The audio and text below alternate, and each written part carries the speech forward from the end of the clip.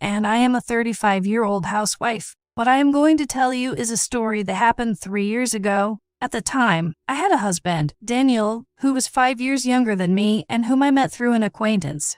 I had an impression of a younger man being unreliable, but Daniel was a solid man and I felt safe with him. When we were going to greet our marriage, I was worried about the fact that I was 5 years older than Daniel. I knew someone who had married a younger man, and she was told, "You can't take an older woman as your wife, you'll end up being her butt." At first, she was vehemently opposed to the marriage, but she managed to persuade them and finally was allowed to marry him. Since then, she has been having a hard time getting along with her mother-in-law. Because of this, I was a little afraid of meeting my parents-in-law. "Nice to meet you. My name is Emily. I am dating Daniel. Please take care of me." I was so nervous that I greeted my in-laws with a trembling voice. Well, what a lovely lady you are. Indeed. She is too good for Daniel.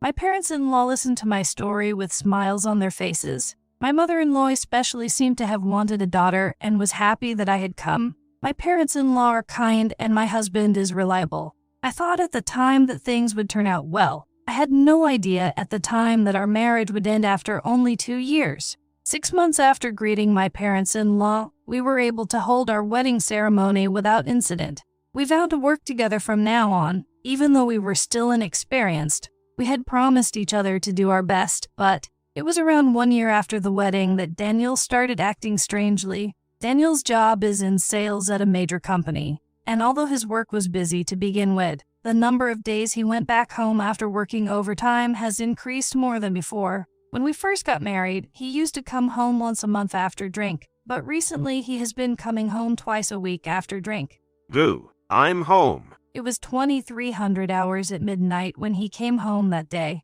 He came home loudly even though it was so late. "Hey, what time do you think it is?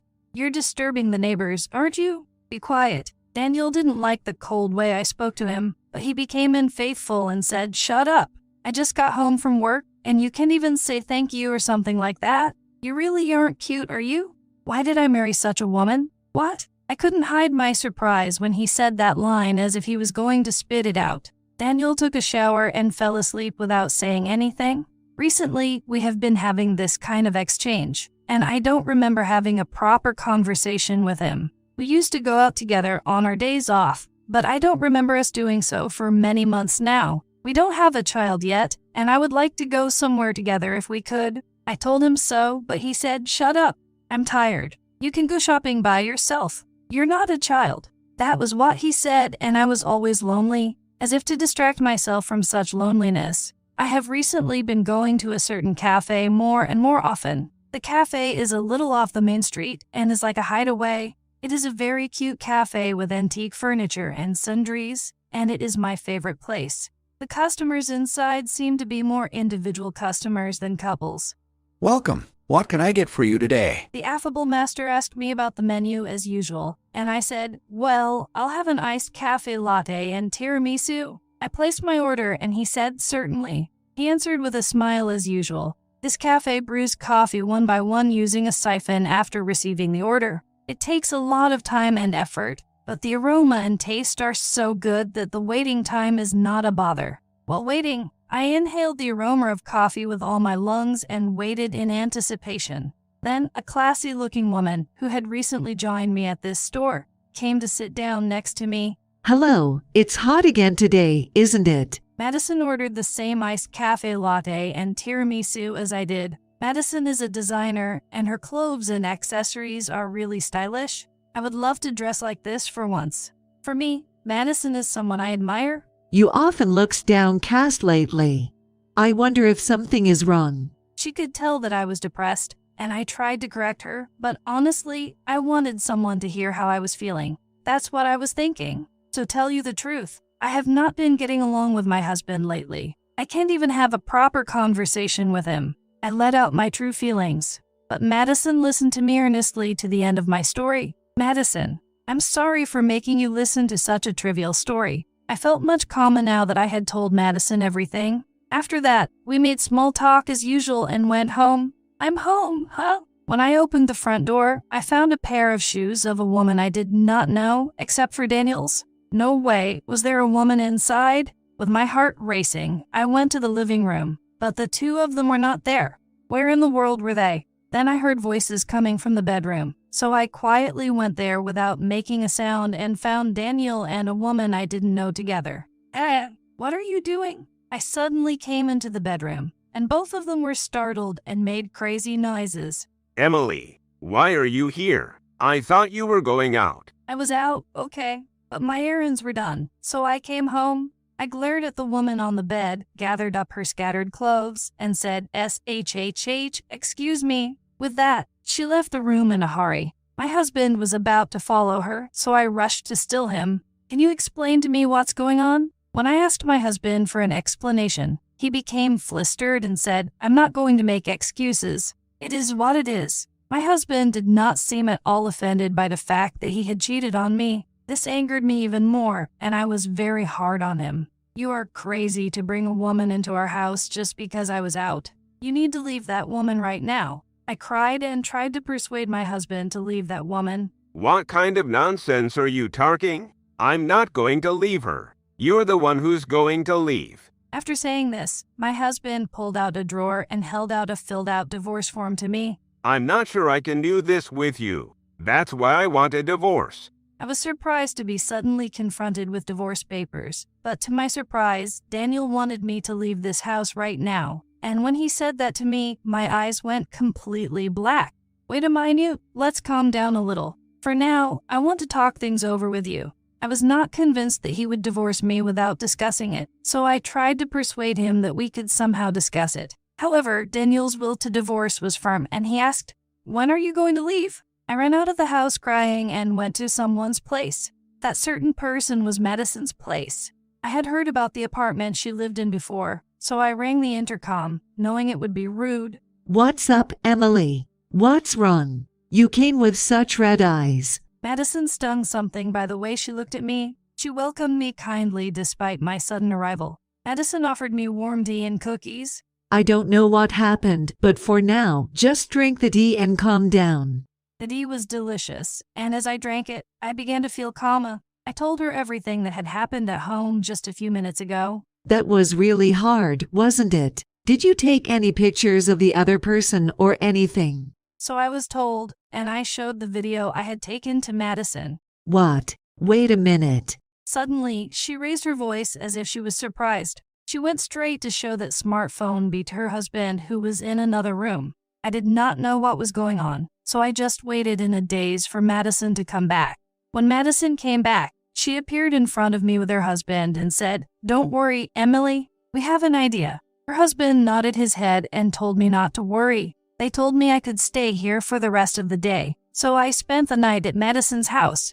The next morning, I called my mother-in-law and mother and told them the details of yesterday's conversation. As for my mother-in-law, she apologized incessantly to me, and as for my mother, she kindly told me that I could come back to my parents' house. I knew that I couldn't start over with Daniel anyway, so I went home to pick up the bare minimum of my belongings. When I opened the door, Daniel came to me in a panic, but he was crying so hard. Emily, please forgive me. I'm so sorry. I had no idea what he was talking about, and seeing Daniel just sobbing, I couldn't help but feel cooled down. Please, don't leave me. That was just for fun. When I listened to the story, I found that many things had happened that I didn't know about. Actually, Madison's husband was the president of Daniel's company. Madison's husband hates people who cheat on their wives, and when he found out that employees had cheated on each other in the past, he had them demoted or transferred. Apparently, the person with whom Daniel was having an affair was the president's secretary. This secretary was rumored to be involved with several employees, not just Daniel. So, naturally, she was demoted and transferred to a regional office because of this incident. But before that, she submitted her resignation today and left. Naturally, Daniel was also decided to be transferred, but the place is quite far away, and he will have to move out of the apartment he is living in now. Daniel had worked hard all his life to get his dream job at the head office, and he had just finally gotten it. But to be transferred because of something like this is a shame. Moreover, this was not the only misfortune that befell Daniel. After I told my mother-in-law about Daniel, my father-in-law called him. Originally, Daniel is the eldest son and can inherit the house and property, but my parents-in-law said that they would not give any inheritance to Daniel, but would donate it to an organization that operates a children's cafeteria. If he had inherited the estate normally without any problems, he would have received a considerable amount of money, but it's really a waste to have it all turned out because of something like this. Knowing this, Daniel wants me to get back together with him, so he is now coming on to me, but I am not that dumb. Of course I can't forgive him for what happened this time, so I told him, no matter what you say, I can't forgive you for what happened yesterday. I leave everything else to my lawyer. Hearing the word lawyer, Daniel became even more upset. His face was already a mess of tears. I beg you, Emily, please calm down. We can still start over, you and I. I promise I will never see her again, so please don't divorce me. There was no way I would say, yes, okay, to such a convenient thing. I'm going to charge you alimony for this incident. I'll do whatever it takes to get you to pay it, so please do so with that in mind.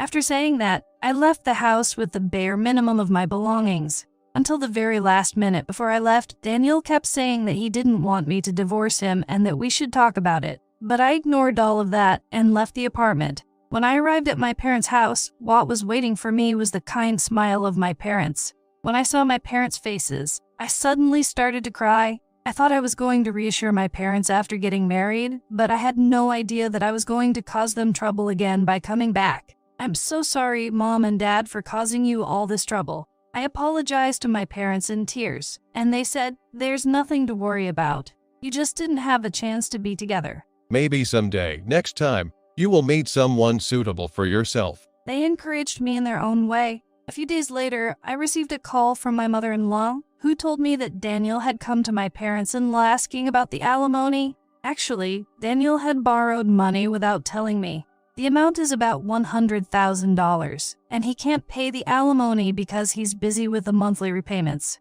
He begged them to make the payment to me on his behalf. However, it seems that my parents-in-law, knowing what had happened, did not help him, no matter how much he was their own son. Enough. Don't you feel any shame in doing this? Yes. It's disgraceful to be unfaithful. I don't want to help this guy. It's your own fault, so you're on your own. It's really disgraceful for a grown man to ask to his parents over something like this.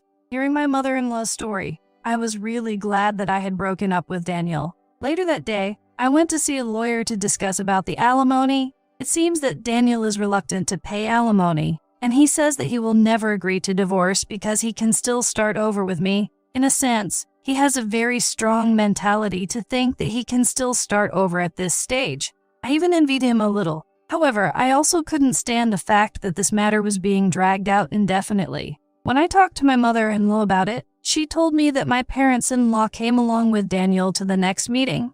Daniel was adamant that he would not get a divorce, but my parents-in-law gave a shout to him. The parents and Daniel had a dispute in the lawyer's office, but in the end, Daniel was persuaded by my parents-in-law and reluctantly gave his divorce decree. I didn't think it would take this long to get divorced, but when it was over, I exclaimed, "It's finally over." After the divorce was finalized, I was able to confirm that the full amount of alimony had been transferred to my account. My parents also changed their phone number and moved to a secure apartment, just in case. After that, I continued to go to that cafe as usual, where I met Madison for the first time in a long while. According to Madison's story, it turned out that Daniel had misappropriated business trip expenses by falsely claiming that he was on a business trip.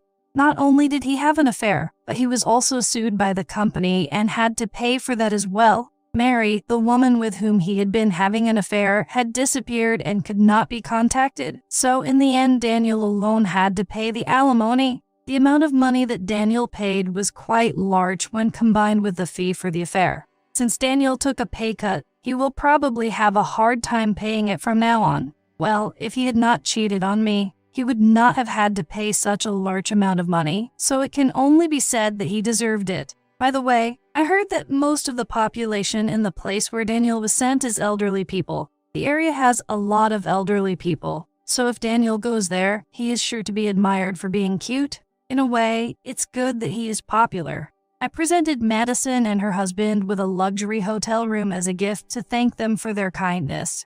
I had no idea that the regular I met at the cafe was the wife of my ex-husband's company president. Madison and I still keep in touch with each other, and she introduced me to a certain male employee for dinner. Madison told me proudly, "The couples I introduce have a very high probability of getting married, you know? Well, whether we get together or not, if I have a chance, I hope I will be happy next